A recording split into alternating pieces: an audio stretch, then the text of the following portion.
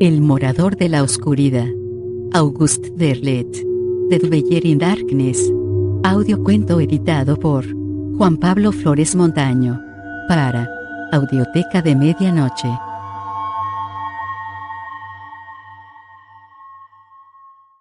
El morador de la oscuridad.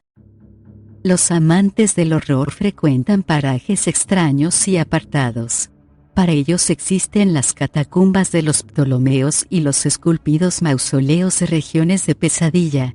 Escalan a la luz de la luna las torres de los ruinosos castillos del Rin, y bajan vacilantes los negros peldaños cubiertos de telarañas que descienden bajo los dispersos sillares de olvidadas ciudades asiáticas. El bosque encantado y la desolada montaña son sus altares, y se demoran junto a los siniestros monolitos de las islas deshabitadas. Pero el verdadero epicúreo de lo terrible, para quien un nuevo estremecimiento de horror inexpresable es el fin principal y la justificación de la existencia, estima más que nada las antiguas y solitarias casas de campo de las regiones boscosas, pues en ellas se combinan los elementos de poder, soledad, ignorancia y primitivismo para constituir la perfección de lo espantoso. H.P. Lovecraft. Y mayúscula. Hasta hace poco, si un viajero del norte de Wisconsin Central tomaba la bifurcación izquierda en el punto donde coinciden la carretera de Brule River y el pico de Chequamegon en dirección a Pasepao, se encontraba en una región tan primitiva que le parecía enormemente lejos de todo contacto humano.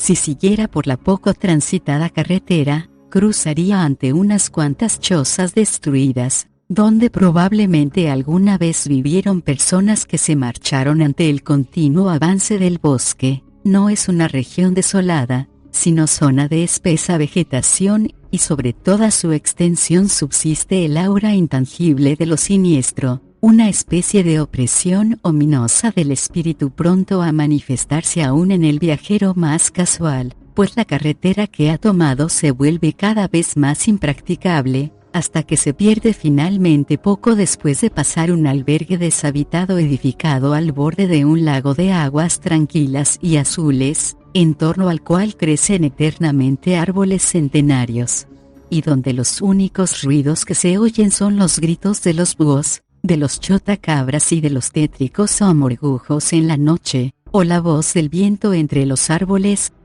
pero ¿es siempre la voz del viento lo que se oye entre los árboles?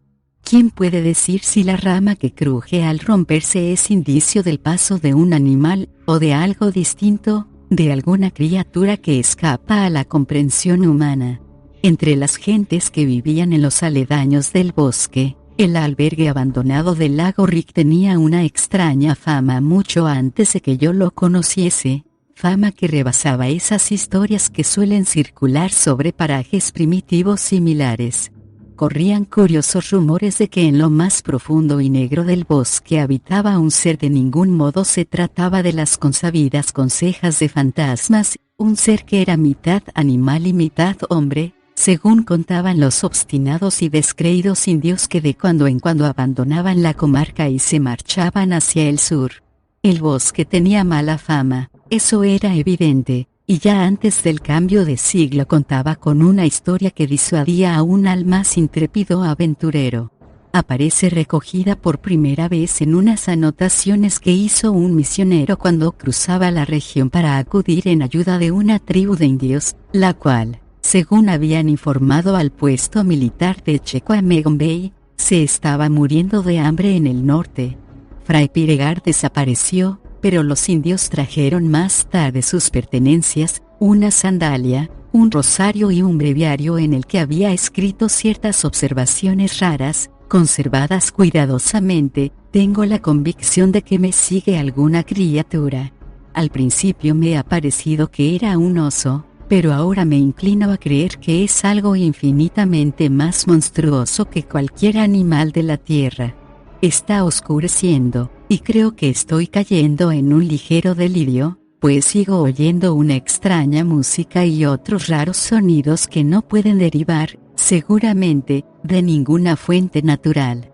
Tengo también una inquietante ilusión como de grandes pasos que hacen estremecer realmente la tierra, y varias veces me he tropezado con huellas de pies muy grandes y de formas diversas.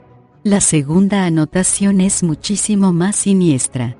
Cuando Bilbo Villar, uno de los madereros más rapaces de todo el Medio Oeste, empezó a anexionar a sus posesiones territorios de la comarca del lago Rick, a mediados del pasado siglo, no pudo por menos de sentirse impresionado ante los pinos de la zona próxima al lago, y aunque no le pertenecían, siguió la costumbre de los grandes madereros y mandó a sus hombres que entraran a talar desde una zona contigua que poseía, con el deliberado pretexto de que no sabía por dónde pasaban sus límites.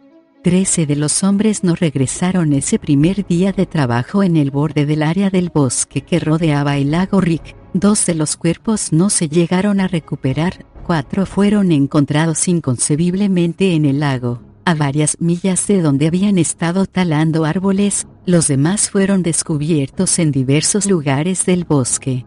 Villar creyó que había estallado una guerra entre los madereros. Envió a otra parte a sus hombres para despistar a su desconocido adversario, y luego ordenó de pronto que volviesen a trabajar en la región prohibida. Después de perder 5 hombres más, Villar renunció, y ninguna mano volvió a tocar desde entonces el bosque, salvo unos cuantos individuos que fueron allí a tomar posesión de tierras y se adentraron en la zona. Al poco tiempo salieron estos individuos uno por uno, y hablaron poco aunque dieron a entender bastante. Sin embargo, la naturaleza de sus veladas alusiones fue tal que pronto se vieron obligados a abandonar todo tipo de explicación. Eran increíbles las historias que contaban, sobre cosas demasiado horribles para describirlas y de una maldad ancestral anterior a cuanto pudiera concebir el más docto arqueólogo. Solo uno de ellos desapareció, y jamás llegaron a encontrar rastro de él.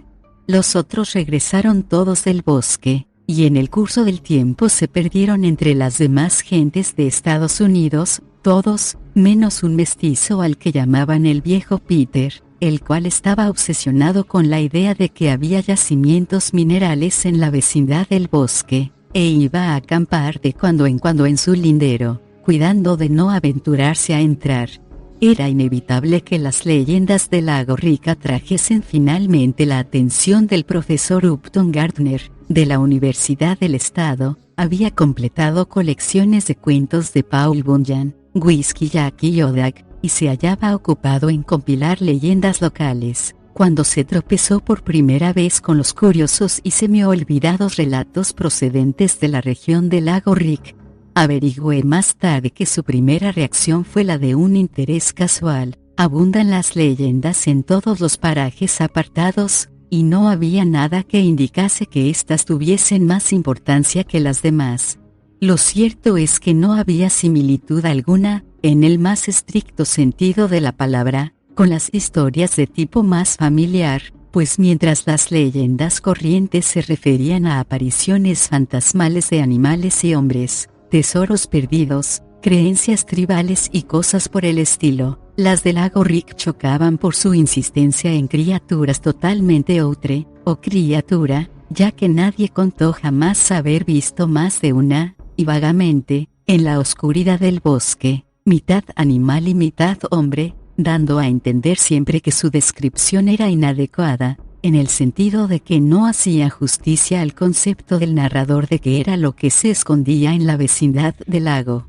Sin embargo, el profesor Gardner les habría concedido escasa importancia al escucharlas, con toda probabilidad, de no haber sido porque se enteró de 2 noticias al parecer sin relación entre sí muy singulares, y por el descubrimiento de un tercer hecho. Las 2 noticias aparecieron en los periódicos de Wisconsin con una semana de por medio. La primera era una reseña breve, medio humorística, titulada "Una serpiente de mar en el lago de Wisconsin", y contaba: el piloto José Pequis Castleton manifiesta haber visto, durante un vuelo de prueba realizado ayer por el norte de Wisconsin, un gran animal no identificado que se bañaba durante la noche en un lago del bosque próximo a Chequamegon. Castleton fue sorprendido por una turbonada de agua y truenos, y tuvo que volar bajo. En un esfuerzo por identificar la situación, miró hacia abajo en el momento en que fulguró un relámpago, y vio lo que le pareció un animal muy grande que surgía de las aguas del lago que él sobrevolaba, y desaparecía en el bosque. El piloto no añade ningún detalle a su relato, pero afirma que la criatura que vio no era el monstruo de Loch Ness. La segunda noticia era un cuento absolutamente fantástico sobre el descubrimiento del cuerpo de Fray Piregard, bien conservado, en el tronco hueco de un árbol junto al río Brule. Aunque al principio creyeron que se trataba de un miembro extraviado de la expedición Marquette Joliet, Fray Piregard fue identificado rápidamente. A esta noticia se añadía una fría declaración del presidente de la State Historical Society, tachando el descubrimiento de puro infundio. El descubrimiento que el profesor Gardner hizo fue simplemente que un antiguo amigo suyo era en realidad el propietario del albergue abandonado y de la mayor parte de la orilla del lago Rick.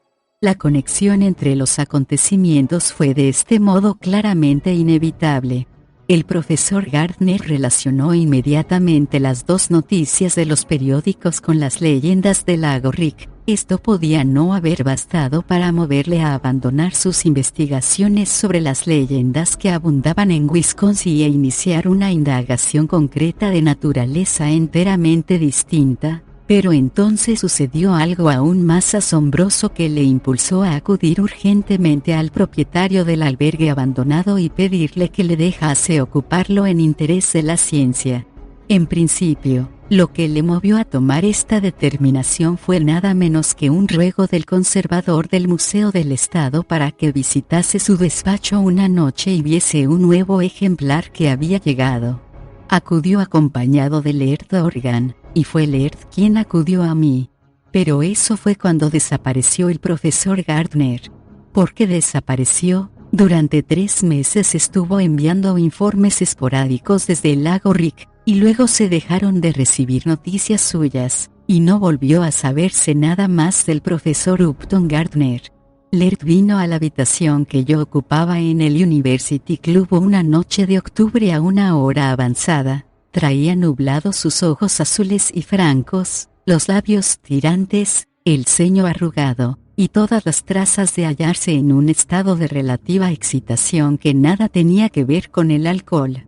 Supongo que estaba trabajando mucho. Acababan de terminar las pruebas del primer periodo del curso en la Universidad de Wisconsin, y Laird se tomaba habitualmente las pruebas muy en serio. Antes como estudiante, y ahora como educador, había sido siempre doblemente concienzudo. Pero no era eso. El profesor Gardner faltaba a clase desde hacía un mes, y esto era lo que atormentaba su mente. Dijo todo eso en un largo discurso, y añadió: Jack, voy a ir allá a ver qué puedo hacer. Hombre, si el jefe de policía y su ayudante no han descubierto nada, ¿qué puedes hacer tú? Pregunté. En primer lugar, sé más que ellos. Si es así, ¿por qué no fuiste a dar parte? Porque no es la clase de cosa a la que ellos prestan atención. ¿Alguna leyenda? No. Me miró calculadoramente, como preguntándose si podría confiar en mí. De pronto tuve el convencimiento de que sabía algo que consideraba de la más grave importancia, y al mismo tiempo sentí la más extraña sensación de premonición y advertencia que jamás había experimentado.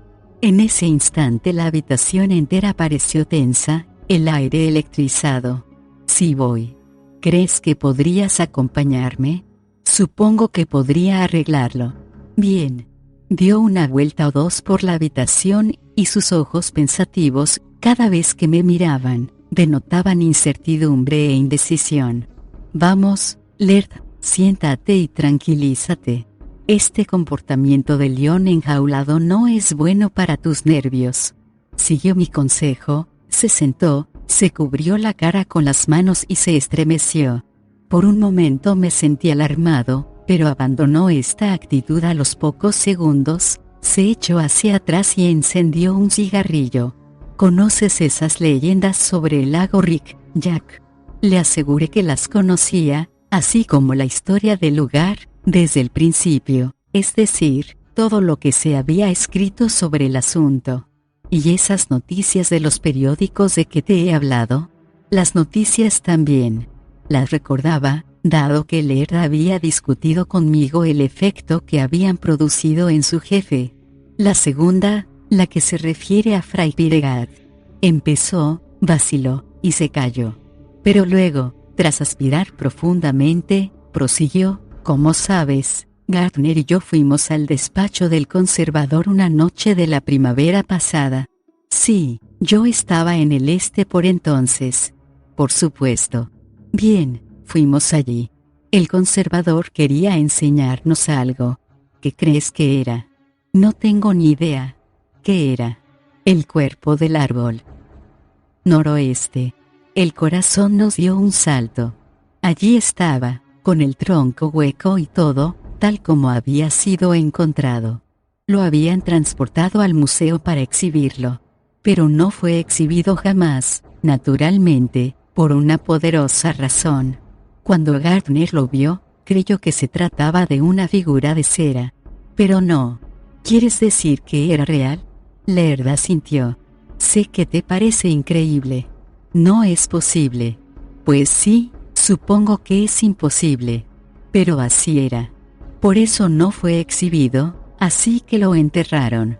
No me había enterado. Se inclinó hacia adelante y dijo gravemente: cuando lo trajeron tenía todo el aspecto de estar completamente conservado, como embalsamado por algún proceso natural. No era así. Estaba congelado.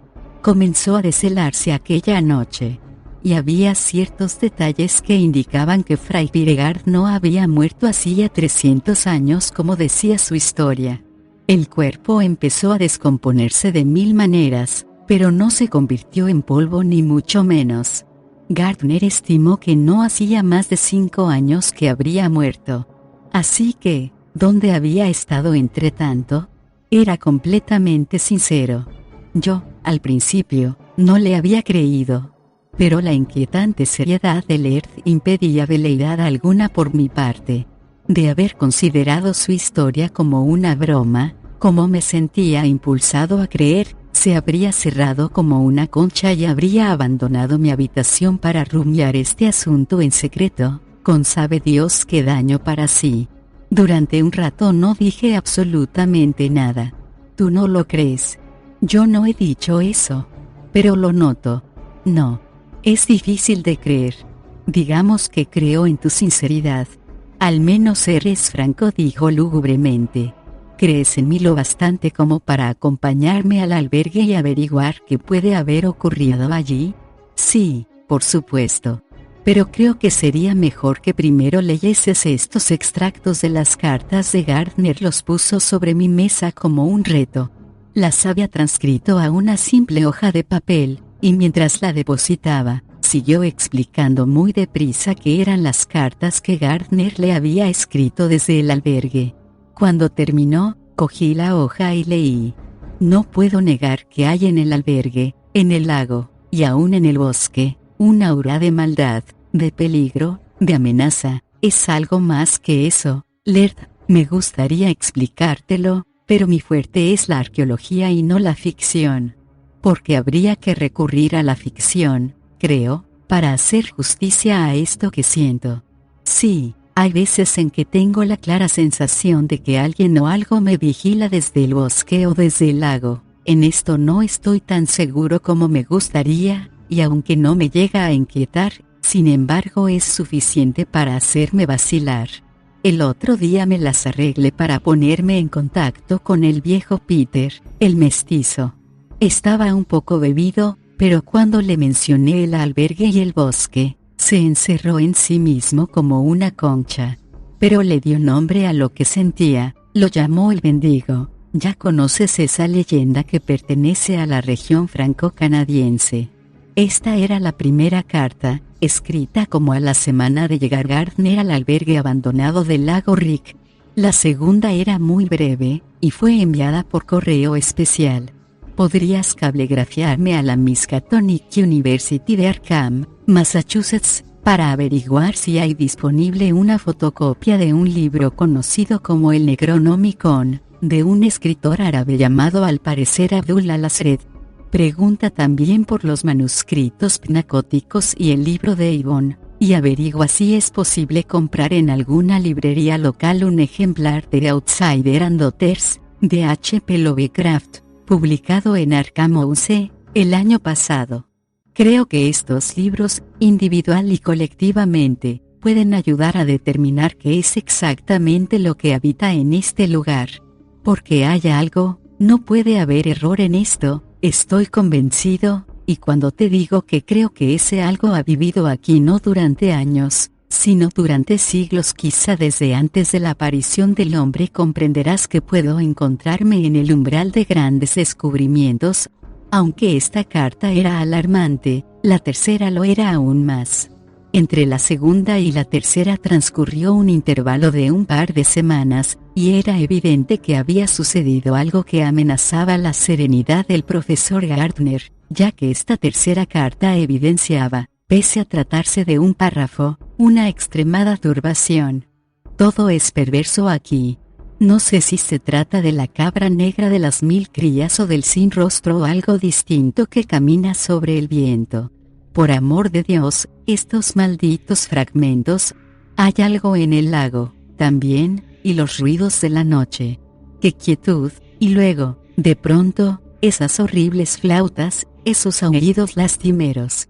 No se oye entonces ni un pájaro, ni un animal, solo esos ruidos espantosos. Y las voces. ¿O no es más que un sueño? ¿Es solo mi propia voz, lo que oigo en la oscuridad? Me di cuenta de que yo mismo temblaba cada vez más, a medida que leía estos resúmenes.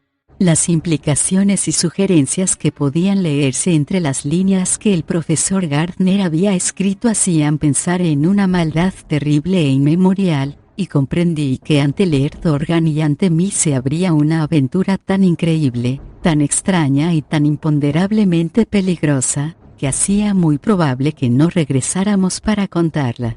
No obstante, aún entonces abrigaba una secreta duda en mi mente de que dijéramos nada sobre lo que encontraríamos en el lago Rick. ¿Qué dices?, preguntó Laird con impaciencia. ¿Qué iré? Bien. Está todo preparado. He conseguido una grabadora y pilas suficientes para que funcione. Me he puesto de acuerdo con el jefe de policía del condado de Pasepao para volver a colocar las notas de Gardner allí mismo y dejarlo todo tal como estaba. ¿Una grabadora?, le interrumpí. ¿Para qué? Para esos sonidos de los que habla, así podremos identificarlos de una vez por todas.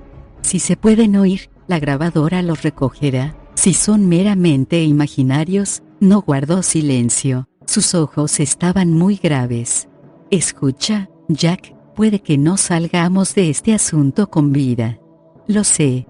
No dije nada porque sabía que Laird sentía también lo mismo que yo, pero iríamos como dos David enanos a enfrentarnos con un enemigo más grande que ningún Goliat, con un adversario invisible y desconocido, que no tenía nombre y estaba envuelto por la leyenda y el miedo, un morador no solo de las oscuridades del bosque, sino de esa otra oscuridad aún mayor que la mente del hombre ha tratado de explorar desde sus albores. Y el sheriff Cowan estaba ya en el albergue cuando nosotros llegamos. Era un individuo alto, reservado, de raza claramente yanqui, aunque representaba a la cuarta generación de su familia en el área. Hablaba con un acento gangoso que persistía evidentemente de generación en generación. El mestizo que le acompañaba era un tipo de piel oscura y aspecto desaliñado que de cuando en cuando enseñaba los dientes o sonreía como por algún chiste secreto. He traído los paquetes que hace tiempo le enviaron al profesor, dijo el sheriff. Uno de ellos era de algún sitio de Massachusetts, y el otro de cerca de Madison. Me pareció que no valía la pena devolverlos, así que cogí y los guardé junto con las llaves. No sé lo que ustedes encontrarán por ahí. Mis ayudantes y yo traspasamos la linde del bosque, pero no vimos nada. Pero cuéntelo todo, terció el mestizo con una mueca. No hay nada más que contar. ¿Y lo de la piedra labrada? El sheriff se encogió de hombros molesto. Maldita sea, Peter, eso no tiene nada que ver con la desaparición del profesor. Pero sacó un dibujo, ¿no? Presionado de este modo, el sheriff confesó que 2 de sus ayudantes habían encontrado una gran laja o roca en el centro del bosque, que estaba cubierta de musgo y hierba, pero sobre su superficie había labrado un dibujo extraño, y se veía claramente que era tan viejo como el bosque, obra probablemente de una de las primitivas tribus indias que, según se sabía, habitaron la región del norte de Wisconsin antes que los Sioux Dakota y los Winnebago. El viejo Peter gruñó con desprecio. No es un dibujo indio. El sheriff rechazó con un gesto el comentario y prosiguió. El dibujo representaba una especie de criatura, pero nadie podía decir qué era. Evidentemente, no se trataba de un hombre, aunque, por otra parte, no era peludo como un animal. Es más, el desconocido artista se había olvidado de ponerle rostro. Y al lado tenía 2 seres, comentó el mestizo. No le hagan caso, dijo entonces el sheriff. ¿Qué clase de seres?, preguntó Laird. Pues seres, contestó el mestizo con una mueca. No se puede decir de otra forma, no eran personas, tampoco eran animales, así que eran seres. Caguan estaba enojado.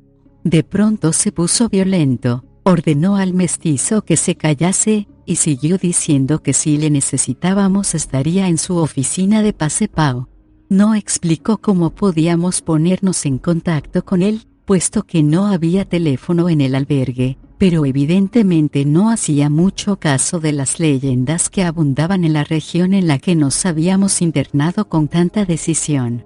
El mestizo nos miraba con una casi impasible indiferencia que tan solo rompía periódicamente una mueca de astucia, y sus negros ojos examinaban nuestro equipaje con aguda evaluación e interés. Laird se encontraba con su mirada de cuando en cuando, cada vez que el viejo Peter desviaba indolentemente los ojos. El sheriff seguía hablando. Las notas y dibujos que el hombre desaparecido había hecho estaban en la mesa que había utilizado en la habitación grande, que ocupaba casi entera la planta baja del albergue, exactamente donde él los había encontrado. Eran propiedad del estado de Wisconsin y debíamos devolverlos a la oficina del sheriff cuando hubiésemos terminado con ellos.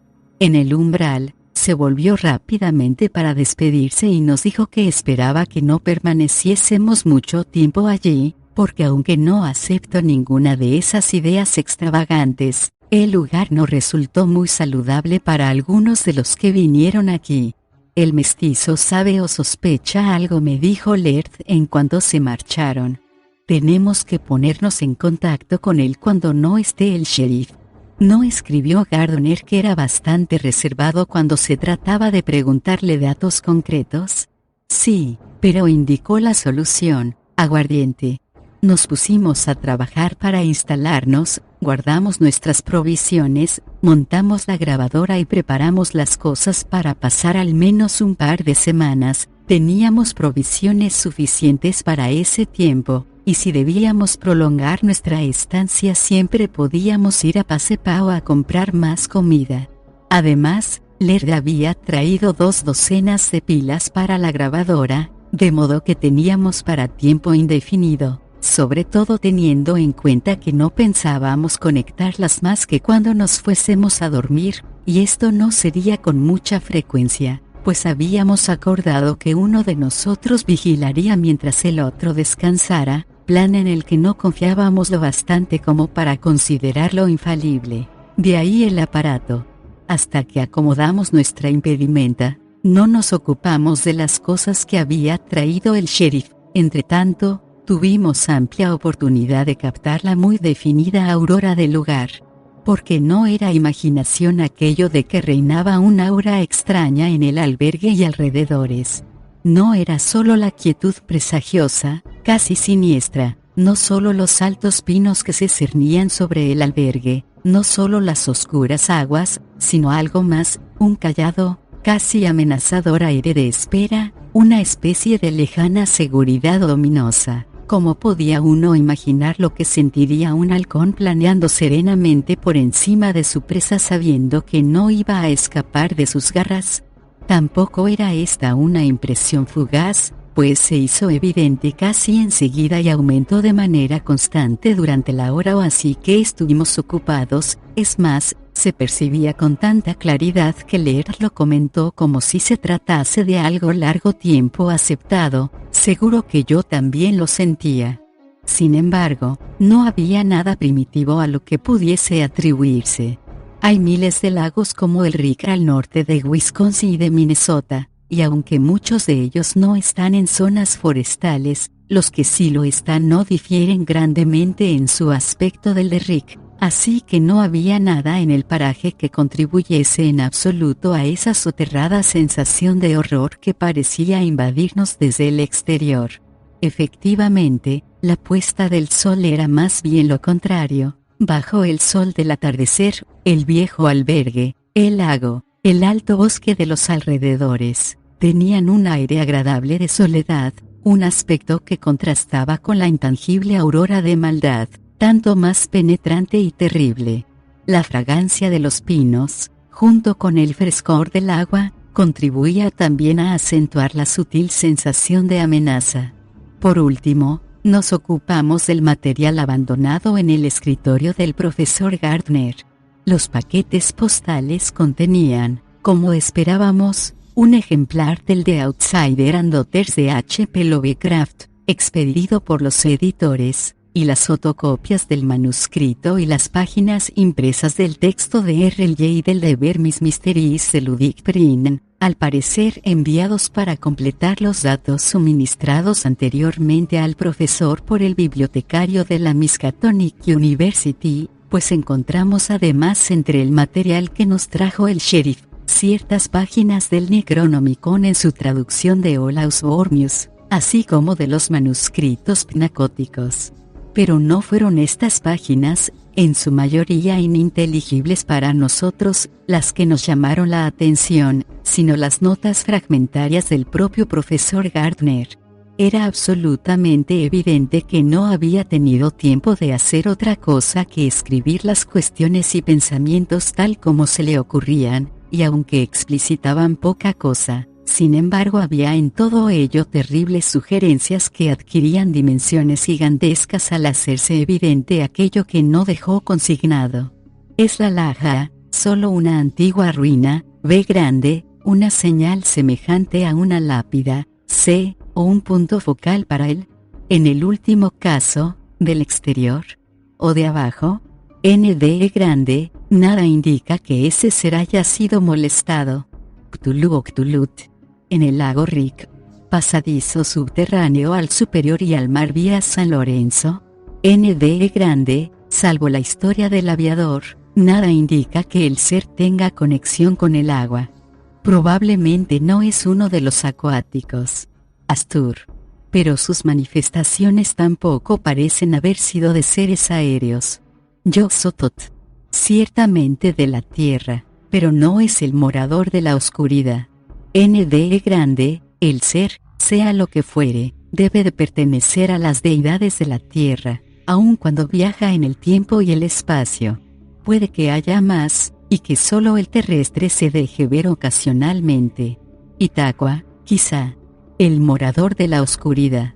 ¿Será este el ciego, el sin rostro? Desde luego, podría decirse que habita en la oscuridad. Yarlatotep, o Shub-Nirgurat. ¿Y del fuego qué? Debe de haber una deidad también. Pero no hay referencias, ND grande, posiblemente, si los seres terrestres y acuáticos se oponen a los aires, entonces deben oponerse igualmente a los del fuego. Sin embargo, hay pruebas aquí y allá que indican que hay más lucha constante entre los seres del aire y el agua que entre los de la tierra y el aire. Abdul al-Asred es condenadamente oscuro en algunos pasajes. No existe una clave que facilite la identidad de Cthulhu en esa terrible nota de pie de página. Partier afirma que sigo una pista equivocada. No me convence. Quienquiera que sea el que toca esa música por la noche es maestro en lo que atañe a cadencias y ritmos infernales. Y, sí, en cacofonías, con Ferriers y Chambers. Eso era todo. ¡Qué galimatías más increíble!, exclamé. Y no obstante, comprendía que no era un galimatías. Aquí había cosas extrañas, cosas que requerían una explicación extraterrena, y aquí, en las notas manuscritas de Gardner, estaba la prueba que indicaba que no solo había llegado a la misma conclusión, sino que la rebasaba. Sonara a lo que sonase, Gardner lo había escrito con toda seriedad, y evidentemente para uso personal, tan solo, ya que lo único claro eran los rasgos más vagos y genéricos. Por otra parte, las notas produjeron un efecto tremendo en Laird. Se había quedado impresionantemente pálido, y ahora las miraba como si no diese crédito a lo que había visto. ¿Qué ocurre?, pregunté. Jack, él estaba en contacto con Partier. No consta, contesté, pero aún mientras hablaba, recordé el secreto que siguió a la separación del viejo profesor Partier de la Universidad de Wisconsin. La prensa había divulgado la noticia de que el anciano había sido un poco demasiado liberal en sus clases de antropología, es decir, que era de tendencia comunista, cosa que todos los que conocían a Partier sabían que estaba muy lejos de la realidad. Pero él había dicho cosas extrañas en sus clases. Había hablado de cuestiones horribles y prohibidas, y las autoridades académicas consideraron como más prudente alejarle en silencio. Por desgracia, Partier armó un alboroto, cosa muy propia de su carácter, y resultó imposible tapar el asunto satisfactoriamente. Ahora vive en Wausau, dijo Laird. ¿Crees que podría traducir todo esto?, pregunté, y me di cuenta de que acababa de expresar los pensamientos de Laird. Está a 3 horas de viaje en coche. Copiaremos estas notas, y si no ocurre nada, si no descubrimos nada, iremos a verle. Si no sucedía nada. Si el albergue nos había parecido denso con su atmósfera ominosa, por la noche nos pareció sobrecargado de amenaza. Por otra parte, los incidentes comenzaron a sucederse súbita e insidiosamente a partir de la media tarde, cuando Laird y yo estábamos sentados ante esas extrañas fotocopias enviadas por la Miskatonic University a Ulieu de los libros y manuscritos propiamente dichos, demasiado valiosos como para autorizar que saliesen de su refugio. La primera manifestación fue tan simple que, durante un rato, ninguno de los dos notó nada raro. Fue sencillamente el rumor de los árboles como cuando se levanta viento, un creciente gemido entre los pinos. La noche era cálida, y todas las ventanas del albergue estaban abiertas. Laird hizo un comentario acerca del viento, y siguió hablando sobre su perplejidad respecto a los fragmentos que teníamos delante. Hasta que no transcurrió media hora, y el rumor del aire se elevó y adquirió las proporciones de un viento más bien fuerte, no reparó Laird en ello y alzó los ojos, yendo su mirada de una a otra ventana con inquietud. Fue entonces cuando me di cuenta yo también. A pesar del ruido, no se notaba en la habitación ninguna corriente, ni ninguna de las ligeras cortinas de las ventanas hizo otra cosa que temblar levemente. Con un movimiento simultáneo, nos dirigimos a la amplia terraza del albergue. No hacía viento, ni el más leve soplo llegaba a rozar nuestras manos y nuestras caras. Solo se oía el rumor del bosque. Y los dos miramos hacia donde los pinos se recortaban contra el firmamento salpicado de estrellas, esperando ver inclinarse sus copas ante la creciente ráfaga, pero no se percibía movimiento alguno. Los pinos estaban quietos, inmóviles, mientras el rumor como de viento seguía en torno nuestro. Permanecimos en la terraza durante media hora, tratando en vano de determinar la procedencia del ruido, y entonces, del mismo modo repentino que había comenzado, paró. Eran casi las 12 de la noche, y Laird se dispuso a meterse en la cama. Había dormido poco la noche anterior, y acordamos que yo haría la primera guardia hasta las 4 de la madrugada. Ninguno de los dos comentó el ruido de los pinos, pero lo que dijimos indicaba un deseo de creer que había una explicación natural para dicho fenómeno, si podíamos establecer un punto de referencia para comprenderlo. Era inevitable, supongo, que ante todos estos hechos singulares que llamaban nuestra atención, hubiese en nosotros un serio anhelo de encontrarles explicación natural. Ciertamente, el más viejo y más grande temor del que expresa el hombre es el temor a lo desconocido. Todo lo que es susceptible de racionalización y explicación deja de ser temido, pero, hora tras hora, se iba haciendo más patente que nos enfrentábamos con algo que desafiaba toda racionalización y todo credo, y que dependía de un sistema de creencias anterior incluso al hombre primitivo. Efectivamente, según las diversas alusiones de las páginas fotocopiadas de la Miskatonic University, era anterior incluso a la Tierra misma. Por otro lado, estaba aquella tensión, aquella ominosa sensación de amenaza de algo que estaba infinitamente más allá del alcance de una inteligencia tan limitada como la del hombre. Así que me dispuse a iniciar mi vigilia con cierto nerviosismo. Cuando Laird se hubo retirado a su habitación, que estaba junto al remate de la escalera y cuya puerta daba a un corredor con balaustrada que se asomaba a la sala donde yo me encontraba leyendo, un poco al azar, un libro de Lovecraft, me entró una especie de sensación de tensa expectativa. No es que temiese que fuera a ocurrir algo, sino más bien tenía miedo de no encontrar explicación a lo que ocurriese.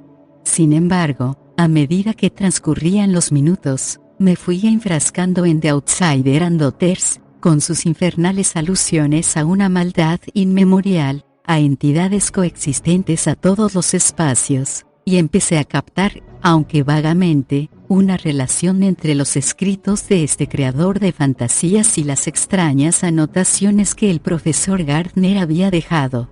Lo más inquietante era el saber que el profesor Gardner había escrito sus notas independientemente del libro que ahora estaba leyendo yo, puesto que había llegado después de su desaparición. Además, aunque había ciertas claves para lo que Gardner había escrito en el primer material que había recibido de la Miskatonic University, aumentaba ahora el número de pruebas que indicaban que el profesor había tenido acceso a alguna otra fuente de información. ¿Cuál era esa fuente? ¿Llegó a saber algo por medio del viejo Peter? Era muy poco probable. ¿Acudió tal vez a Partier? No parecía imposible, aunque no se lo había comunicado a Laird. Sin embargo, no debía darse por supuesto que hubiese establecido contacto con alguna otra fuente de información sin haber hecho ninguna alusión a dicha fuente en sus notas. Estando enfrascado en estas absorbentes especulaciones, me di cuenta de la música. Tal vez hacía rato que estaba sonando, antes de que me percatase, pero no lo creo. Era una extraña melodía lo que tocaban, que empezaba arrulladora y armoniosa, y luego, sutilmente, se volvía cacofónica y demoníaca. El ritmo se hacía más vivo, aunque me llegaba siempre como desde una gran distancia. La escuché con creciente asombro. Al principio no me di cuenta de la sensación de malignidad que se abatía sobre mí, hasta que salí y comprobé que la música provenía de las profundidades del oscuro bosque. Entonces tuve conciencia de su carácter preternatural. Era una melodía ultraterrena, absolutamente singular y extraña, y los instrumentos parecían flautas, en todo caso, alguna variante de la flauta. Hasta ese momento, no hubo realmente nada alarmante. O sea, no hubo otra cosa que el temor inspirado por esos dos hechos. En resumen, había posibilidad de que existiese una explicación natural tanto para el rumor del viento como para la música. Pero ahora, de pronto, ocurrió algo tan horrible, tan aterrador, que inmediatamente me sentí presa del más terrible miedo experimentado por el hombre, de un horror primitivo que surgía de lo desconocido, del exterior, porque sí había abrigado dudas sobre los seres a que aludían las notas de Gardner y el material que las acompañaba. Ahora supe instintivamente que eran infundadas, pues el sonido que sucedió a las melodías de aquella música ultraterrena fue de naturaleza tal que desafiaba toda descripción, y aún la desafía ahora. Fue simplemente un ulular espantoso, imposible de ser producido por un animal conocido del hombre. Se elevó en horrible crescendo y decreció hasta apagarse en un silencio aún más terrible que el paralizante lamento. Empezó con una llamada compuesta de 2 notas, repetida 2 veces, de manera espantosa, Inaí, Inaí, que luego se convirtió en un grito lastimero, triunfal, que brotó como un aullido del bosque y se propagó en la noche como la voz tremenda del propio abismo. Ella ya, anga ya. Permanecí un minuto absolutamente helado en la terraza. No habría podido proferir un sonido aun si mi vida hubiese dependido de ello. La voz había cesado, pero los árboles parecieron repetir todavía las sílabas espantosas. Oí saltar a Laird de la cama, le oí correr escaleras abajo gritando mi nombre, pero no fui capaz de contestar. Salió a la terraza y me agarró del brazo. Dios mío, ¿qué ha sido eso? ¿Lo has oído? De sobra. Seguimos aguardando por si sonaba otra vez, pero no se repitió. Tampoco se repitió la música. Regresamos a la sala de estar y esperamos allí, incapaces de acostarnos ninguno de los dos. Pero no hubo ningún incidente más durante el resto de la noche. 3. Los sucesos de esa primera noche decidieron más que ninguna otra cosa el curso del siguiente día. Pues, al comprender lo mal informados que estábamos para hacernos cabal idea de lo que estaba ocurriendo, Laird preparó la grabadora para la segunda noche, y salimos para Wausau con el fin de visitar al profesor Partier y regresar al día siguiente. Como medida de previsión, Laird se llevó consigo la copia de las notas que Gardner había dejado, pese a lo escuálidas que eran. Al principio, el profesor Partier se mostró contrariado al vernos. Finalmente, nos hizo pasar a su despacho, en el corazón de Wisconsin, y despejó de libros y papeles 2 sillas para que nos sentásemos. Aunque tenía aspecto de anciano, con una larga barba blanca y un fleco de pelo cano asomando por debajo del gorro negro que cubría su cráneo, era tan ágil como un joven, era delgado, y tenía los dedos huesudos y la cara chupada, con unos ojos hundidos y negros, y su semblante mostraba una expresión de profundo cinismo, desdén, casi de desprecio, y no hizo el menor esfuerzo para que nos sintiéramos a gusto, aparte de darnos un sitio donde sentarnos. Reconoció a Laird como el secretario del profesor Gardner, dijo bruscamente que era un hombre ocupado y que preparaba lo que indudablemente sería su último libro, y que nos agradecería que le expusiésemos el objeto de nuestra visita lo más escuetamente posible. ¿Qué es lo que sabe usted sobre Cthulhu?, preguntó Laird bruscamente. La reacción del profesor fue asombrosa. La actitud del anciano, que antes había sido de superioridad y lejano desdén, se volvió instantáneamente cautelosa y alerta. Con exagerado cuidado, dejó el lápiz que tenía en las manos, sin apartar sus ojos ni una sola vez del rostro de Laird, y se inclinó hacia adelante un poco sobre la mesa. Por eso dijo: acuden ustedes a mí. Se echó a reír entonces, con una risa que era como el cacareo de un carcamal. Acuden a mí para preguntarme qué sé sobre Cthulhu. ¿Por qué? Laird explicó brevemente que estábamos decididos a averiguar qué le había sucedido al profesor Gardner. Contó lo que consideró imprescindible mientras el anciano cerraba los ojos, tomaba el lápiz una vez más y, golpeando suavemente con él, escuchaba con cuidadosa atención, animando de vez en cuando a Laird para que siguiese. Cuando éste hubo terminado, el profesor Partier abrió los ojos lentamente y nos miró a los dos con una expresión que no estaba muy lejos de la compasión y el dolor. Así que me citó a mí, pero yo no he tenido contacto con él más que por teléfono. Frunció los labios, y se refirió más a una antigua controversia que a sus descubrimientos en el lago Rick. Ahora quisiera darles un pequeño consejo. A eso es a lo que hemos venido. Abandonen ese lugar, y olvídense de todo eso. Laird movió negativamente la cabeza con decisión. Partir le miró calculadoramente, sus ojos oscuros desafiaron su determinación, pero Laird no vaciló. Se había embarcado en esta aventura, y estaba dispuesto a llegar hasta el final. No son esas fuerzas con las que el hombre corriente está acostumbrado a enfrentarse, dijo entonces el anciano. Sinceramente, no estamos preparados para ello. Entonces empezó, sin más preámbulos, a hablar de cuestiones tan alejadas de lo mundano que casi rayaban en lo inimaginable. En efecto, transcurrió un rato antes de que comenzara yo a comprender de qué hablaba, pues sus conceptos eran tan amplios y sobrecogedores que resultaban difíciles de captar para una persona acostumbrada a una vida prosaica como yo.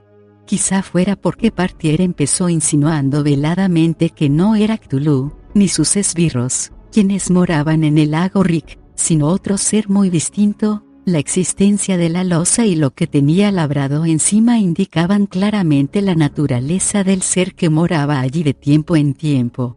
El profesor Gardner parecía haber dado con la verdadera pista, aunque Partir no lo creía. ¿Quién era el ciego, el sin rostro, sino Nyarlathotep? Desde luego, no era Shub-Niggurath, la cabra negra de las 1000 crías. Aquí Laird le interrumpió para rogarle que fuese más explícito, y entonces, comprendiendo finalmente que nosotros no sabíamos nada, el profesor siguió explicando mitología en esos términos irritables y velados, mitología de una vida prehumana, no solo de la Tierra, sino de las estrellas de todo el universo. No sabemos nada, repetía de cuando en cuando. No sabemos nada en absoluto.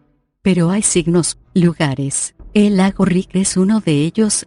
Hablo de seres cuyos nombres eran espantosos, de los dioses primigenios que viven en Betelgeuse, en una remota región en el tiempo y el espacio, los cuales habían arrojado a los espacios a los primordiales, guiados por Azathoth y Yog-Sothoth, y entre quienes se contaba la fuerza primordial del anfibio Cthulhu, de los quirópteros seguidores de Astur el innombrable, de Yoigor, Sare y Taqua, el que cabalgaba en los vientos y los espacios sidereos, de los seres elementales de la tierra, de Nyarlathotep y Shub-Niggurath, seres malvados que siempre trataban una vez más de derrotar a los dioses arquetípicos, que les habían expulsado o encarcelado, y de cómo Cthulhu dormía desde hacía muchísimo tiempo en el reino oceánico de RY, y de cómo Astur fue encarcelado en una estrella negra próxima a Aldebarán, en las Híades, mucho antes de que los seres humanos caminaran sobre la tierra.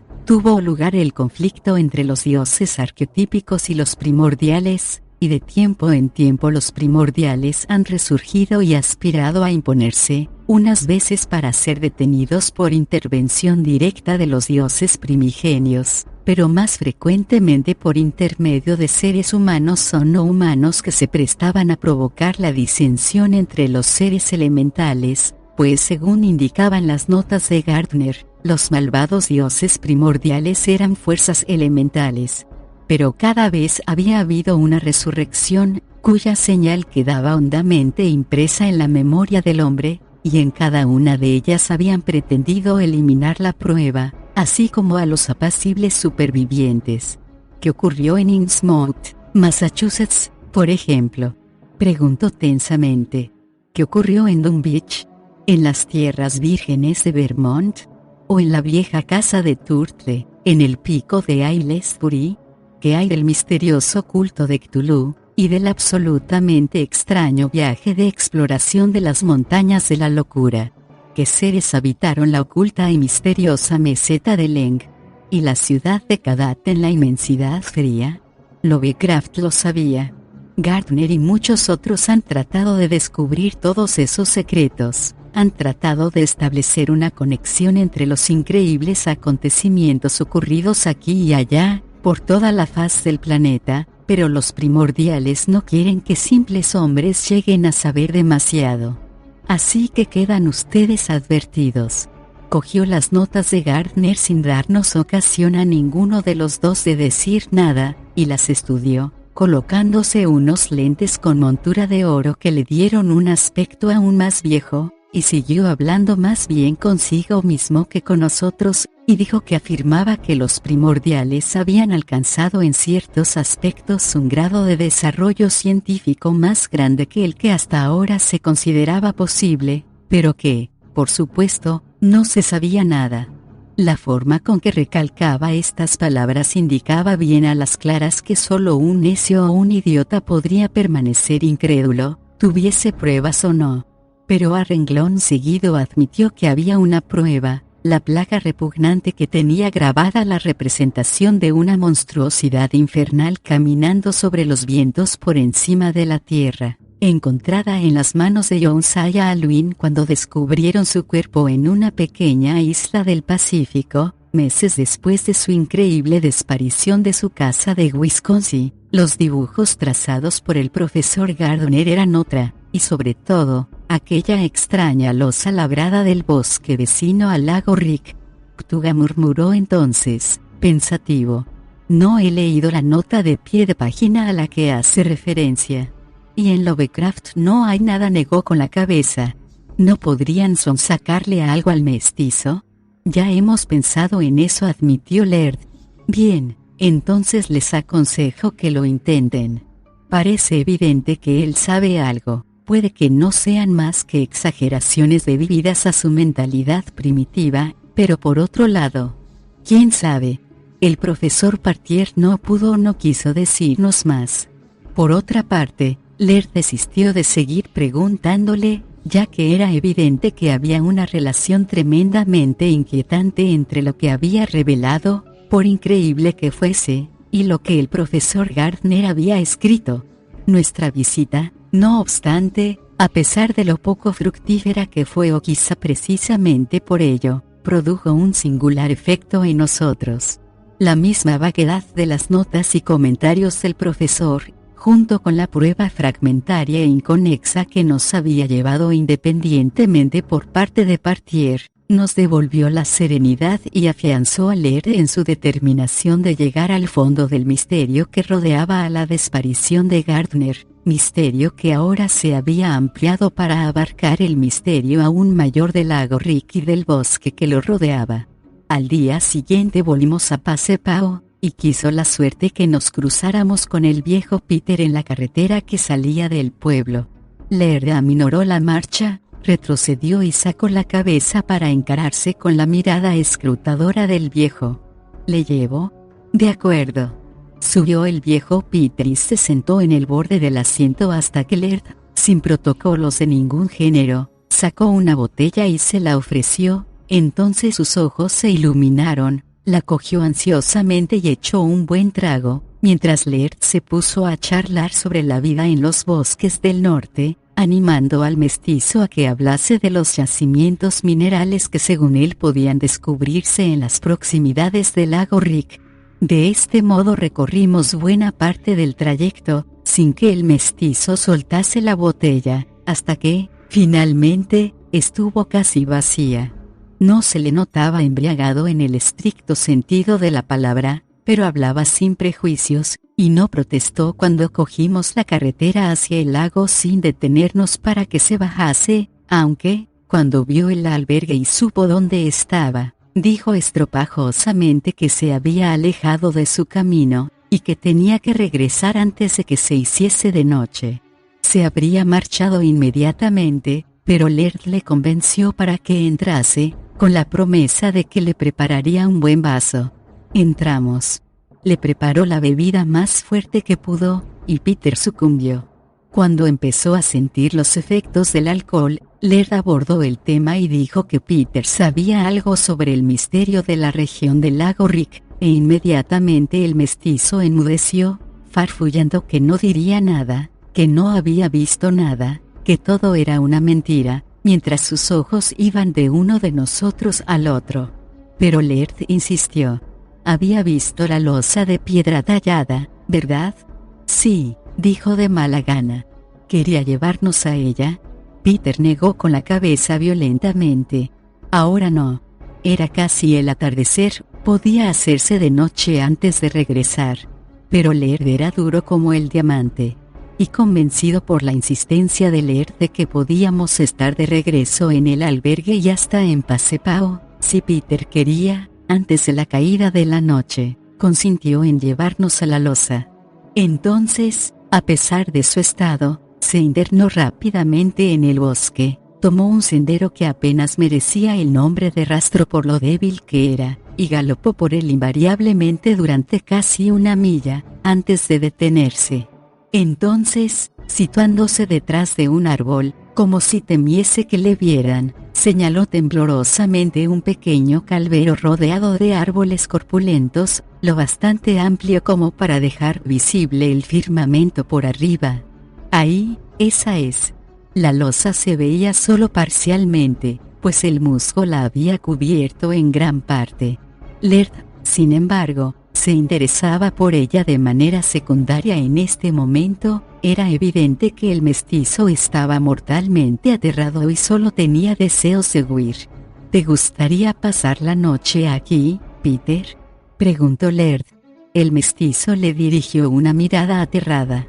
¿A mí? Dios, no. De pronto, la voz de Laird se endureció. Pues a menos que nos digas que viste aquí, eso es lo que vas a hacer.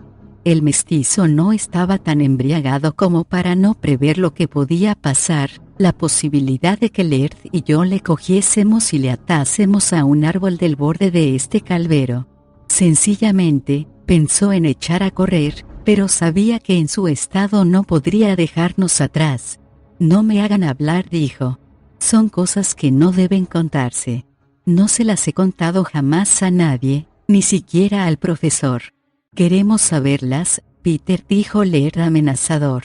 El mestizo empezó a temblar, se volvió y miró la losa como si creyese que podía surgir de allí en cualquier momento un ser hostil y abalanzarse sobre él con intenciones homicidas.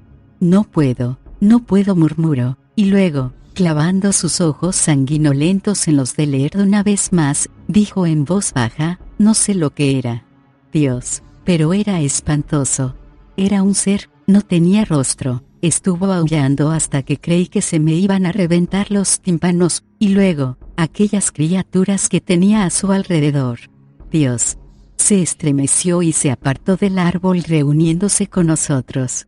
Ahí lo vi una noche. Salió, al parecer, del aire, y hubo cánticos y lamentos, y las criaturas tocaban una música infernal. Creo que me volví loco durante un rato. Antes de marcharme su voz se quebró, su mirada excitada evocó las imágenes de las cosas que había visto, se volvió, gritando destempladamente, vámonos de aquí, y echó a correr por donde habíamos venido, saltando entre los árboles. Laird y yo corrimos tras él y le cogimos enseguida. Laird le aseguró que le sacaríamos del bosque en coche, y que estaría lejos de allí antes de que se nos echara encima la noche. Laird estaba tan convencido como yo de que no eran figuraciones lo que el mestizo había contado, que, efectivamente, nos había referido todo lo que sabía, y permaneció callado durante todo el trayecto desde el camino donde dejamos al viejo Peter, después de obligarle a que tomara $5 para que olvidase con el alcohol, que tanto le gustaba, lo que había visto. ¿Qué te parece?, me preguntó Laird cuando llegamos al albergue. Moví negativamente la cabeza. El lamento de anteanoche, dijo Laird. Las cosas que oyó el profesor Gardner, y ahora esto. Todo encaja condenadamente, horriblemente. Se volvió hacia mí con intensa y perentoria urgencia. Jack, ¿te atreverías a visitar esa losa esta noche? Por supuesto. Pues iremos. Hasta que no entramos en el albergue, no se nos ocurrió pensar en la grabadora. Entonces Laird rebobinó y la preparó para reproducir lo que hubiese quedado grabado hasta nuestro regreso. Esto al menos, comentó él, no dependía en absoluto de la imaginación de nadie. Esto era producto de la máquina pura y simple, y cualquier persona inteligente sabía muy bien que las máquinas eran muchísimo más fiables que los hombres, dado que no tenían ni nervios ni imaginación. ni sabían nada del miedo o la esperanza. A lo sumo, contábamos con oír una repetición de los sonidos de la noche anterior, ni en nuestros más disparatados sueños habríamos podido prever lo que oímos en realidad, pues la grabación se elevó de lo prosaico a lo increíble, de lo increíble a lo horrible, y por último, a un cataclismo de revelación que borró por completo en nosotros toda fe en la existencia normal. Empezamos con un ocasional concierto de somorgujos y búhos, seguido de un periodo de silencio. Luego se oyó una vez más el rumor prolongado y familiar como de viento entre los árboles, y a continuación vino la extraña cadencia cacofónica de las flautas. Después, había grabada una serie de gritos que transcribo aquí exactamente tal y como los oímos en aquella inolvidable noche. Inaí, Inaí, ya ya ya ya, anga ngha ya ya. Con voz que no era humana ni bestial, aunque tenía ambas calidades. Un tipo de música creciente, que se volvía más salvaje y demoníaca por momentos, poderoso mensajero. Nyarlathotep, del mundo de los 7 soles a este lugar terrestre, el bosque de Engai, a donde puede venir el que no debe ser nombrado. Habrá abundancia de aquellos que vienen de la cabra negra de los bosques, la cabra negra de las 1000 crías. Esto con una voz que era curiosamente humana. Una sucesión de sonidos singulares, como si se tratase de la alternancia que resulta al escuchar y responder, un zumbido y susurros como de cables telegráficos. Ya, Shubnigurat. Inaí, Inaí. Con la voz de antes, ni humana ni bestial, sino ambas cosas a la vez. Itaqua te servirá, padre del millón de los favorecidos, Izar será llamado de Arturo por mandato de UMR Attabil, guardián de la entrada. Te unirás en alabanza de Azatoth, del gran Cthulhu, de Tzatogua. Con voz humana otra vez. Sal en forma suya, o en cualquier otra que quieras elegir como hombre, y destruye aquello que pueda conducirles a nosotros. Con voz medio bestial, medio humana una vez más. Un intervalo de furiosa melodía acompañada nuevamente de un ruido como de batir de grandes alas. Inaí. YB grande THNK, HYNGRKDLLH. Ya. Como un coro. Estos sonidos estaban espaciados de tal modo que parecía como si los seres que los producían anduviesen por dentro o los alrededores del albergue, y el último cántico se perdió como si esas mismas criaturas se alejaran. Efectivamente, siguió un intervalo de silencio tan largos que Laird se levantó para desconectar el aparato, cuando surgió una voz de nuevo. Pero la voz que brotó ahora de la grabadora fue de tal naturaleza que, por sí misma, nos produjo de una vez todo el horror contenido en lo que había precedido, pues fuera lo que fuese lo que pudiese inferirse de los bramidos y cánticos semibestiales, la horriblemente sugestiva conversación en acusado inglés que ahora brotó de la grabadora resultaba indeciblemente aterradora. Dorgan. Laird Dorgan. ¿Puedes oírme? Fue un áspero, urgente susurro que llamaba a mi compañero que ahora estaba con el rostro blanco y la mirada fija en el aparato, sobre el cual tenía aún la mano en suspenso. Nuestras miradas se cruzaron. No era una súplica, no era nada de lo que había ocurrido antes, era la identidad de aquella voz. Porque era la voz del profesor Gardner. Pero no tuvimos tiempo de reflexionar sobre el hecho, porque la grabadora siguió mecánicamente. Escúchame. Deja este lugar. Olvídalo. Pero antes de irte, invoca a Cthugha. Durante siglos ha sido este el sitio donde seres perversos del cosmos más exterior tocaron la tierra. Lo sé. Soy de ellos. Se han apoderado de mí, como hicieron con Piregard y muchos otros, todos los cuales se internaron imprudentemente en su bosque, y no fueron destruidos inmediatamente. Este es su bosque, el bosque de Engai, la morada terrestre del ciego, del sin rostro, del aullador de la noche, del morador de la oscuridad, Nyarlathotep, quien solo teme a Cthulhu. He estado con él en los espacios estelares. He estado en la oculta meseta de Leng, en Kadat de la inmensidad fría, más allá de las puertas de la llave de plata, incluso en Kitamil, cerca de Arturo Imnar, en NK y el lago de Ali, en Kanyan y la fabulosa Carcosa, en Yadit y en Y Antley, próxima a Innsmouth, en Yot y en Yugot, y he contemplado de lejos Otique desde el ojo de Algoth. Cuando Fomalaut corone los árboles, invoca a Cthulhu con estas palabras, repitiéndolas 3 veces, Pinglu Maglunaf Cthulhu Fomalaut Eneghaganafitagn. Ya. Cthulhu. Cuando él acuda, corre, no vayas a ser destruido tú también. Porque es conveniente que este lugar maldito sea arrasado de modo que Nyarlathotep no venga más de los espacios interestelares. ¿Me oyes, Dorgan? ¿Me oyes? Dorgan. Laird Dorgan. Hubo un súbito ruido de viva protesta, seguido de otro como de alboroto y forcejeo, como si se hubiesen llevado a Gardner a la fuerza. Luego, siguió el silencio más completo y total. Laird dejó correr la cinta durante unos minutos, pero no había nada más. Finalmente desconectó el aparato y dijo muy tenso: creo que será mejor que transcribamos eso lo mejor posible. Toma nota de todas las frases, y después copiaremos esa fórmula de Gardner. ¿Era? Reconocería su voz en cualquier parte, dijo brevemente. ¿Está vivo, entonces? Me miró, sus ojos se entrecerraron. Eso no lo sabemos. Pero esa es su voz.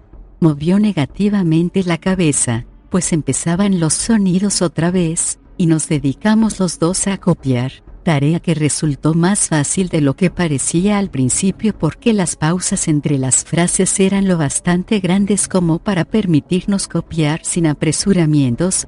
El lenguaje de los cánticos y las palabras dirigidas a Cthulhu pronunciadas por la voz de Gardner presentaron enorme dificultad, pero merced a las múltiples repeticiones conseguimos transcribir el equivalente aproximado de los sonidos. Cuando finalmente hubimos terminado, Laird desconectó la grabadora y me miró con ojos extraños y turbados, llenos de inquietud e incertidumbre. No dije nada. Lo que acabábamos de escuchar, unido a todo lo que había ocurrido anteriormente, no nos dejaba alternativa. Cabía dudar de las leyendas, creencias y demás, pero la inequívoca grabación de la cinta era concluyente, aun cuando no hiciera otra cosa que corroborar con cejas oídas a medias, pues, efectivamente, no había aún nada concreto. Era como si todo estuviese tan absolutamente fuera de la capacidad de comprensión del hombre que solo en la velada sugerencia de partes aisladas podía entenderse algo, como si la totalidad fuese inexpresablemente agotadora para que la soportase la mente humana. Fomalaut sale casi en el crepúsculo, un poco antes, creo, reflexionó Laird. Evidentemente, igual que yo, había aceptado que acabábamos de oír incuestionablemente el misterio que ocultaba su significado. La veríamos por encima de los árboles, probablemente quedará a 20 o 30 grados del horizonte, porque no pasa lo bastante cerca del cenit en estas latitudes para que salga por encima de los pinos, aproximadamente 1 hora después de la caída de la noche. Digamos a las 9:30 o así.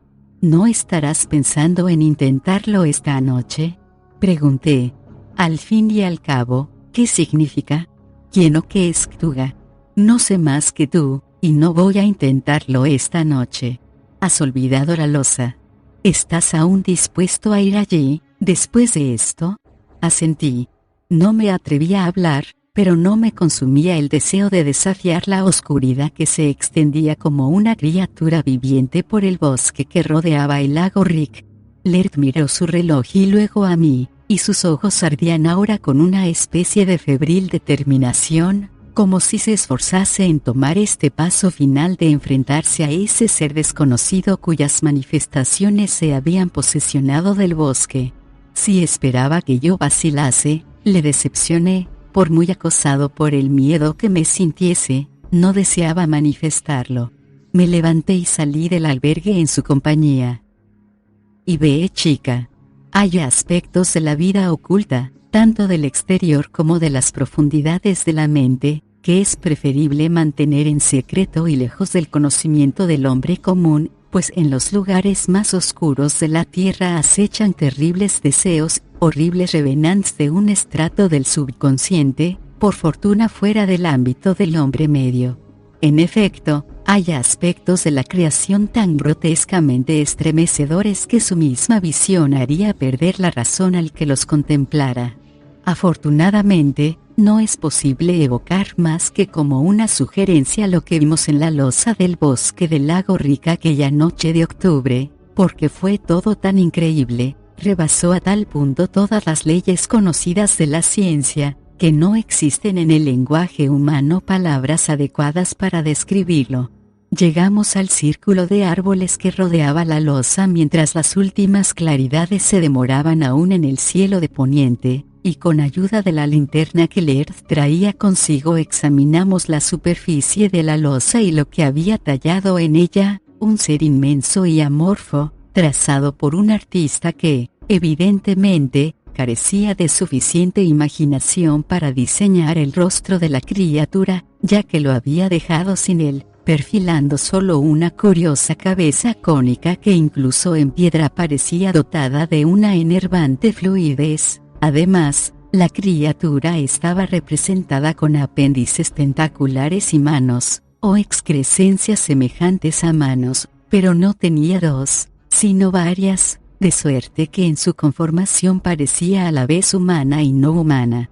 Junto a ella había talladas dos figuras agazapadas parecidas a calamares, y de una parte de ellas probablemente de sus cabezas, aunque su silueta no estaba claramente definida, surgían lo que seguramente podía ser alguna clase de instrumentos musicales, dado que estos extraños y repugnantes seres parecían tocarlos.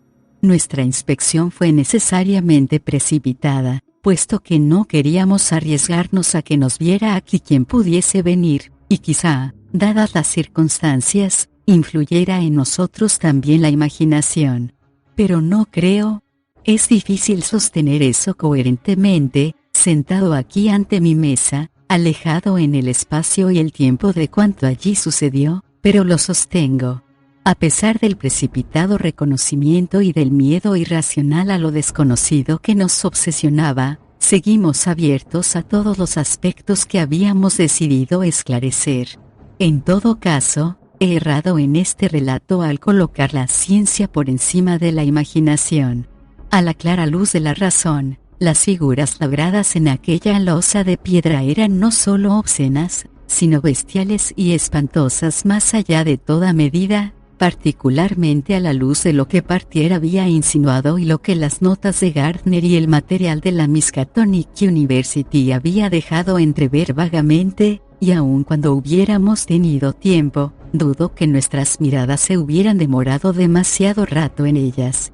Nos retiramos a un lugar relativamente cercano al camino que debíamos tomar para regresar al albergue, y no muy alejado tampoco del calvero donde se encontraba la losa. Queríamos ver bien, ocultos en un lugar de fácil acceso al sendero por el que regresaríamos.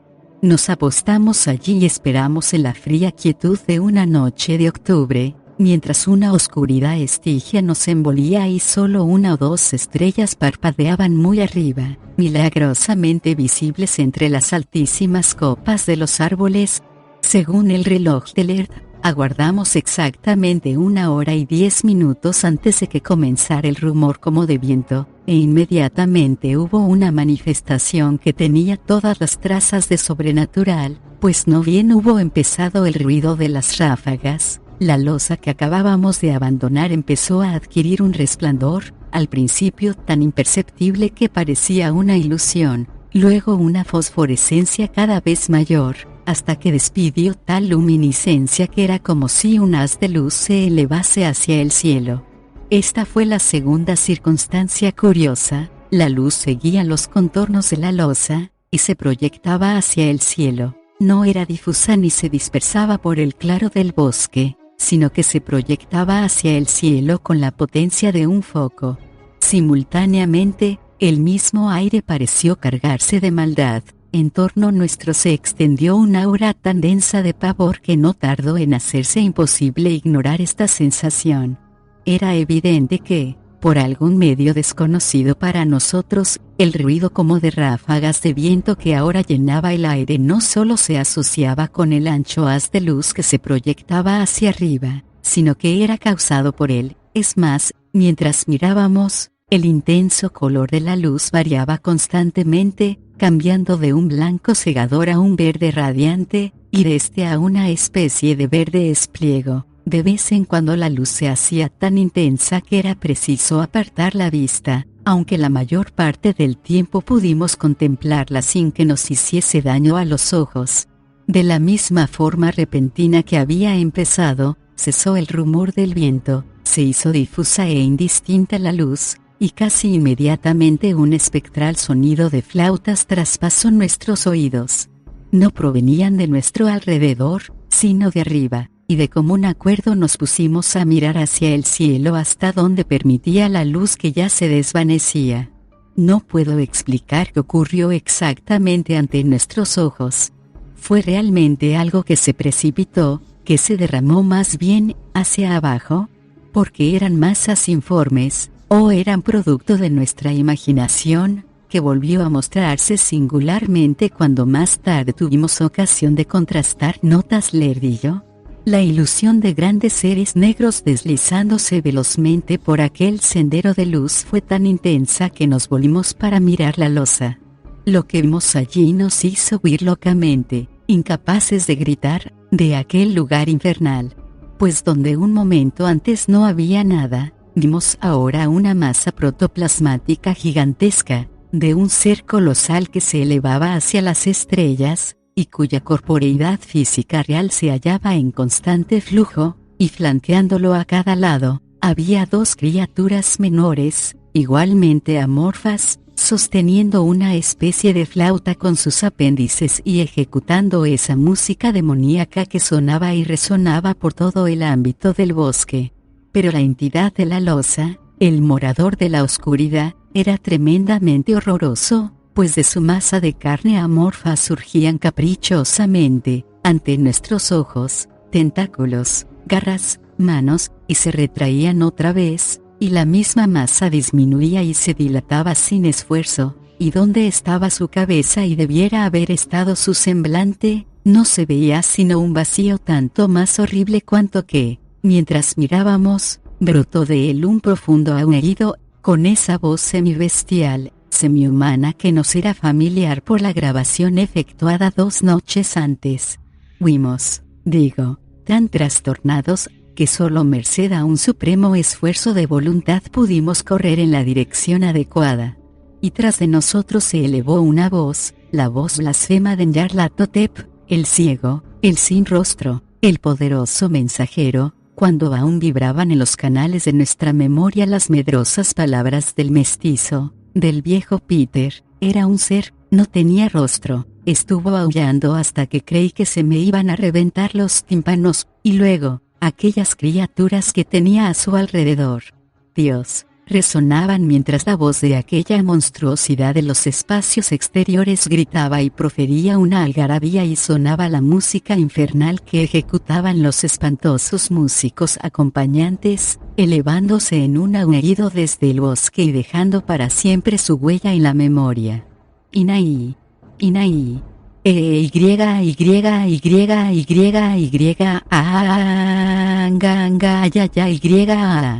Luego se hizo el silencio. Y no obstante, por increíble que parezca, aún nos aguardaba el horror final. Porque cuando estábamos a medio camino del albergue, nos dimos cuenta de que nos seguían. Detrás de nosotros sonaba un espantoso, horriblemente sugerente chapoteo, como si la amorfa entidad hubiese abandonado la losa que debieron erigir en tiempos remotos sus adoradores y se hubiese lanzado en pos de nosotros. Obsesionados por un pavor abismal, corrimos como no lo habíamos hecho jamás, y casi habíamos llegado al albergue, cuando nos dimos cuenta de que el chapoteo, El temblor y estremecimiento de la tierra como bajo las pisadas de algún ser gigantesco habían cesado, y en su lugar se oía solo el tranquilo y sosegado ruido de pasos. Pero los pasos no eran nuestros. Y en el aura de irrealidad, en la espantosa atmósfera de enajenación en que nos movíamos y respirábamos, lo que sugerían aquellos pasos resultaba casi enloquecedor. Llegamos al albergue, encendimos una lámpara y nos dejamos caer en unas sillas a esperar lo que quiera que fuese que avanzaba tan inexorablemente, sin apresuramientos. Subía los peldaños de la terraza, ponía la mano en el pomo de la puerta y abría de par en par. Era el profesor Gardner quien estaba allí. Entonces Laird se puso en pie de un salto, gritando: «¡Profesor Gardner!». El profesor sonrió reservadamente y alzó una mano para protegerse los ojos. «Si no les importa, desearía que bajasen la luz. He estado en la oscuridad tanto tiempo». Laird obedeció sin hacer preguntas, y entonces el profesor entró en la habitación, avanzando con el sosiego y aplomo del hombre que está seguro de sí, como si no hubiese desaparecido de la faz de la tierra hacía más de 3 meses, como si no nos hubiese lanzado una frenética llamada de auxilio durante la pasada noche, como si... Miré a Laird, aún tenía la mano en la lámpara, pero sus dedos no giraban ya el pabilo, sino simplemente lo tenían cogido, mientras él lo contemplaba con ojos ausentes. Miré al profesor Gardner, se sentó, con la cabeza apartada de la luz, los ojos cerrados, y una leve sonrisa fluctuando en sus labios. En ese momento tenía exactamente el aspecto que a menudo le había visto en el University Club de Madison, y daba la sensación de que cuanto había ocurrido no era más que un mal sueño. Pero no era un sueño. ¿Salieron ustedes anoche?, preguntó el profesor. Sí. Pero, naturalmente, dejamos conectada la grabadora. Ah, ¿oyeron algo, entonces? ¿Le gustaría escuchar la grabación, señor? Sí, desde luego. Laird se levantó, puso en marcha el aparato, y permanecimos sentados en silencio, sin decir palabra, hasta que terminó. Entonces el profesor volvió la cabeza lentamente. ¿Qué van a hacer con eso? No lo sé, señor, contestó Laird. Las frases son demasiado vagas, salvo para usted. Parece que tienen algún significado. De repente, de modo inesperado, la habitación pareció inundarse de una atmósfera de amenaza. Fue una impresión momentánea, pero Laird lo notó lo mismo que yo, pues se sobresaltó visiblemente. Estaba quitando la cinta del aparato, cuando el profesor habló otra vez. ¿No se les ha ocurrido que pueden ser víctimas de un engaño? No.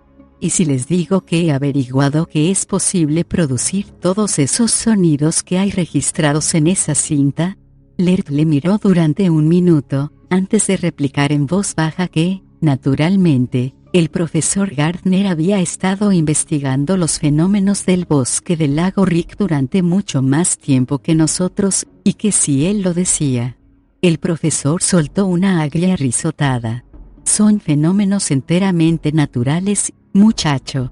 Hay un depósito mineral debajo de esa tosca losa del bosque, emite una luz y también los miasmas que producen alucinaciones. Así de sencillo. En cuanto a las diversas apariciones, se deben a la completa estupidez, a la imperfección humana, solo a eso, y a una simple coincidencia.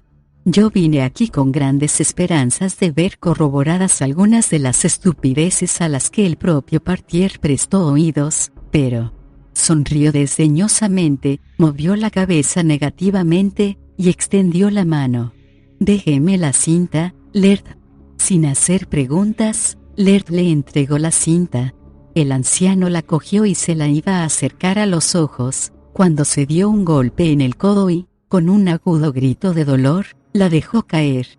Se rompió en 1000 pedazos en el suelo del albergue. «¡Oh!», exclamó el profesor. «Lo siento», volvió los ojos hacia Laird. «Pero no se preocupe, puedo reproducírselo todo cuando quiera, según lo que he aprendido sobre este lugar, merced a las explicaciones de Partier. Se encogió de hombros. No importa, dijo Laird tranquilamente. ¿Quiere decir que todo lo que contenía esa cinta no eran más que cosas de su imaginación, profesor? Interrumpí yo. ¿Incluso ese cántico de invocación a Cthulhu? El anciano se volvió hacia mí, su sonrisa era sardónica. ¿Cthulhu? ¿Qué supone que es, sino producto de la imaginación de alguien? En cuanto a la conclusión, mi querido muchacho, utilice la cabeza. Supongamos que Cthulhu tiene su morada en Fomalhaut, que se halla a 27 años luz de aquí, y que, por otro lado, si se repite 3 veces este cántico, cuando Fomalhaut se ha elevado en el cielo, Cthulhu se aparecerá para, de alguna manera, volver inhabitable este lugar a todo hombre o entidad venida del exterior. Pero ¿cómo supone que podría llevarlo a cabo? Pues mediante algo así como una transferencia de pensamiento, respondió Laird obstinadamente. No es disparatado suponer que si dirigiésemos nuestros pensamientos hacia Fomalhaut, alguien podría recibirlos allí, caso de que hubiese vida. El pensamiento es instantáneo. Y, a su vez, podrían estar los de allá tan desarrollados que fuesen capaces de desmaterializarse y volverse a materializar a la velocidad del pensamiento. Mi querido muchacho, ¿habla usted en serio? La voz del anciano delataba su desdén. Usted me ha preguntado. Bien, como respuesta hipotética a un problema teórico, puede pasar.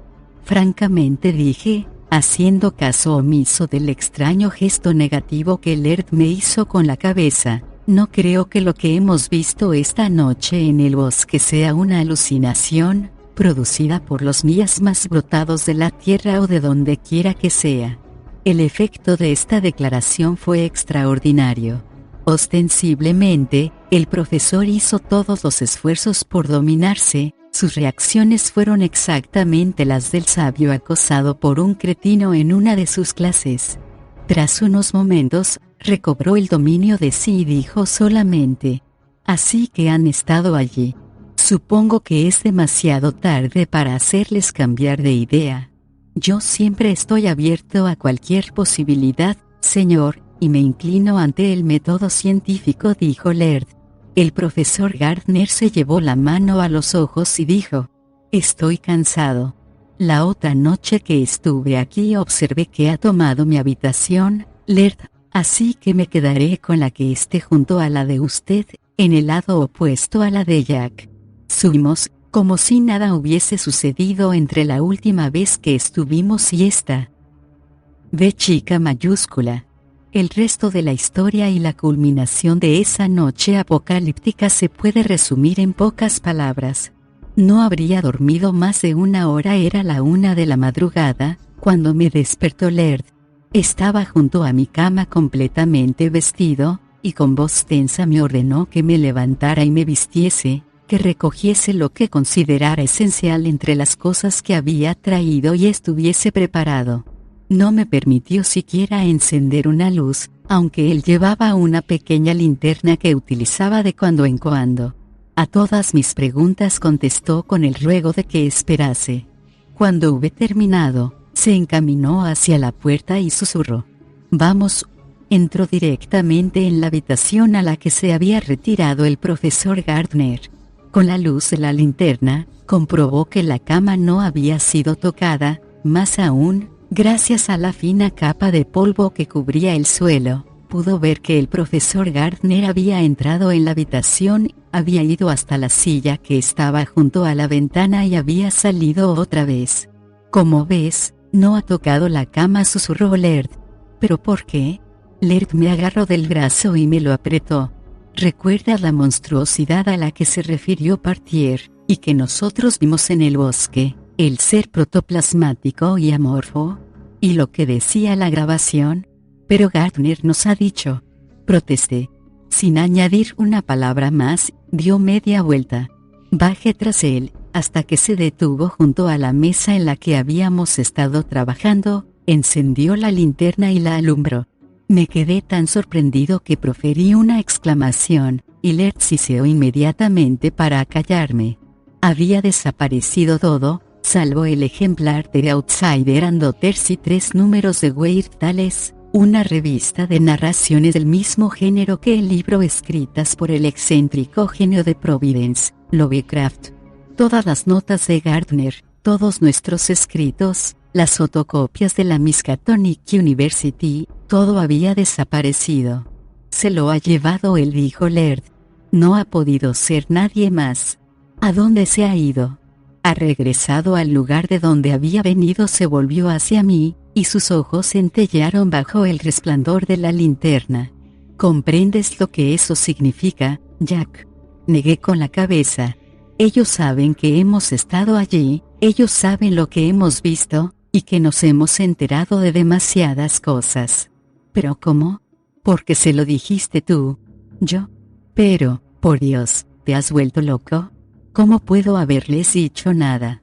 Se lo dijiste aquí, en este albergue, esta noche, tú mismo lo has confesado, y no quiero ni pensar en lo que puede pasar ahora. Tenemos que marcharnos. Por un momento, todos los acontecimientos de los últimos días pasados parecieron fundirse en una masa ininteligible. La urgencia del Laird era inequívoca, y no obstante, lo que sugería era tan absolutamente increíble que el solo considerarlo, siquiera fugazmente, me provocaba la más extrema confusión de pensamientos. Laird habló ahora rápidamente. ¿No te ha parecido extraña la manera de regresar del profesor? ¿Cómo salió del bosque después de esa monstruosidad que vimos allí, no antes? Y piensa en las preguntas que ha hecho, en la naturaleza de esas preguntas. ¿Y cómo se las arregló para estropear la cinta, nuestra única prueba científica de algo? Y ahora, la desaparición de todas las notas, de todo cuanto pudiera aportar una corroboración a lo que él llamaba una tontería de Partier. Pero si debemos creer lo que él nos ha contado. Me interrumpió antes de que yo pudiese terminar. Uno de los dos tiene razón. O la voz de la grabación llamándome, o el hombre que estuvo aquí anoche. ¿El hombre? Pero fuera lo que fuese lo que yo iba a decir, Laird me hizo callar con brusquedad. Escucha. Del exterior, de lo más hondo de la oscuridad, cielo y tierra para el morador de la oscuridad, brotaron, por segunda vez en la noche, las bellas, espectrales, aunque cacofónicas melodías de una música de flauta, aumentando y decreciendo, acompañada de una especie de ulular modulado y como de un batir de grandes alas. Sí, lo oigo, susurré. Escucha con atención. Incluso mientras hablaba, comprendí. Había algo más, los ruidos del bosque no solo se elevaban y disminuían. Se estaban acercando. ¿Me crees ahora? Preguntó Laird. Vienen por nosotros. Se volvió hacia mí. La fórmula. ¿Qué fórmula? Tartamudeé estúpidamente. La de Cthulhu. ¿La recuerdas? La escribí en un papel. La tengo aquí. Por un instante, tuve miedo de que también nos hubiesen quitado esto, pero no era así, me lo había guardado en el bolsillo. Con manos temblorosas, Laird me arrebató el papel. Ya. Cthulhu, dijo, corriendo a la terraza, y yo tras él. De los bosques surgió la voz bestial del morador de la oscuridad. Ella ya. Inaí. Inaí. Ya. Cthulhu, repitió Laird por segunda vez. Siguieron aún los gritos horribles del bosque, con la misma intensidad, elevándose ahora a un extremo grado de terror, con la voz bestial de la entidad de la losa añadida a la música loca y salvaje de las flautas y al ruido de las alas. Y entonces, una vez más, Laird repitió las palabras originales del conjuro. En el instante en que el último sonido gutural salió de sus labios, comenzó una serie de acontecimientos jamás presenciados por ojos humanos. Pues, súbitamente, la oscuridad se disipó, dando paso a un pavoroso resplandor ámbar. Al mismo tiempo, cesó la música de flautas, y en su lugar brotaron gritos de rabia y terror. Entonces aparecieron miles de puntos luminosos de tamaño diminuto, no solo por encima y sobre los árboles, sino incluso por el suelo, en el albergue y sobre el coche que teníamos delante de la puerta. Durante un momento nos quedamos clavados donde estábamos, y poco después nos dimos cuenta de que las miríadas de puntitos de luz eran entidades vivas de llama. Pues donde tocaban, el fuego prendía, y Laird, al verlo, entró precipitadamente en el albergue y sacó todas las cosas que pudo, antes de que el incendio hiciese imposible la huida del lago Rick. Salió corriendo, teníamos el equipaje abajo, y dijo que era ya demasiado tarde para recoger la grabadora y demás, y echamos a correr juntos hacia el coche, protegiéndonos los ojos de la luz cegadora que nos rodeaba. Sin embargo, aunque íbamos con los ojos protegidos, no pudimos por menos de ver las grandes formas amorfas que abandonaban aquel paraje maldito y se elevaban hacia el firmamento, y el ser igualmente enorme que flotaba como una nube de fuego vivo por encima de los árboles. Todo eso vimos, antes de que la lucha por escapar del bosque en llamas nos obligase a olvidar misericordiosamente los pormenores de ese vuelo horrible y enloquecedor. Aunque las cosas que ocurrieron en la oscuridad del bosque del lago Rick fueron terribles, hubo algo más tremendo aún, algo tan blasfemo y a la vez tan definitivo que aún ahora me estremezco y tiemblo sin poder evitarlo. Porque en aquella breve carrera hacia nuestro coche, vi algo que explicaba la duda de Laird, vi lo que le había inclinado a hacer caso de la voz de la grabación, y no de aquello que se presentó ante nosotros como el profesor Gardner. La clave la habíamos tenido allí delante, pero yo no la había visto, ni siquiera Laird había creído en ella plenamente. Aunque nos la había dado, nosotros no la habíamos reconocido. Pero los primordiales no quieren que simples hombres lleguen a saber demasiado, había dicho Partier. Y esa voz terrible de la grabación habían dicho aún más claramente, aparecen en su forma o en cualquier otra que eligen a modo de hombres, y destruyen aquello que pueda guiarles hasta nosotros.